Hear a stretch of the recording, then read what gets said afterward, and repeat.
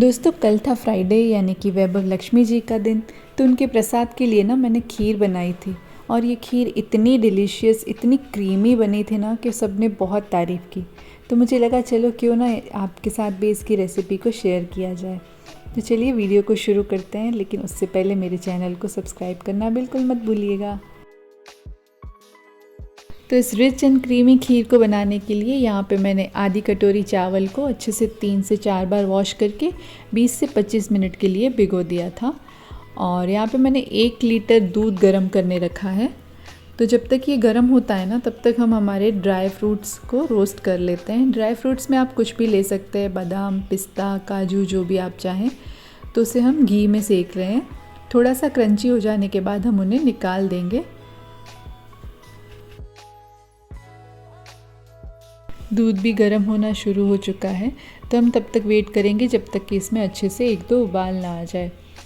और उबाल आने के बाद हम क्या करेंगे, चावल में से पानी निकाल देंगे और इसमें चावल ऐड कर देंगे।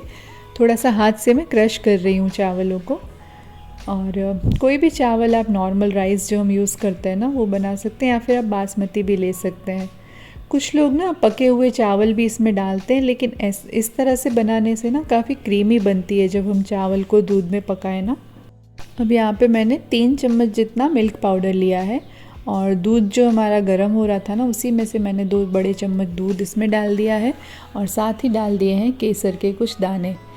और इनको अच्छे से मिक्स करके हम स्मूथ सी पेस्ट बना लेंगे। कोई लम्स नहीं होने चाहिए इसमें।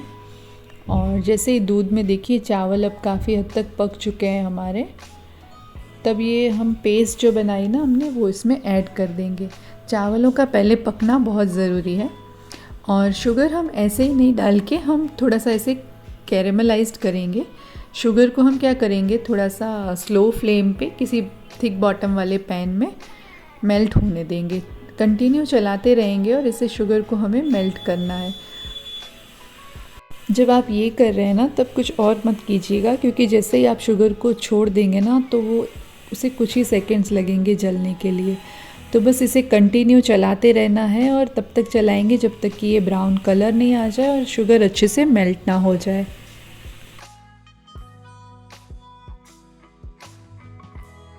तब देखिए बढ़िया सा ब्राउन कलर हो चुका है और इसे अब हम डाल देंगे दूध में। तो काफ़ी ध्यान से हमें इसे डालना है, हाथ पे छींटे वगैरह ना लगे।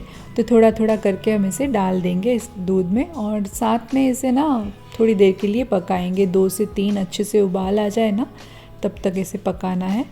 और यहाँ पे जो हमने मिल्क पाउडर की पेस्ट बना के रखी थी ना, वो भी अब भी हम डाल देंगे इसमें, ताकि खीर में ना थिकनेस आ जाए। काफ़ी क्रीमी सी, आप समझ ही पा रहे होंगे इसकी कंसिस्टेंसी देख के कि कितनी क्रीमी बनने वाली है।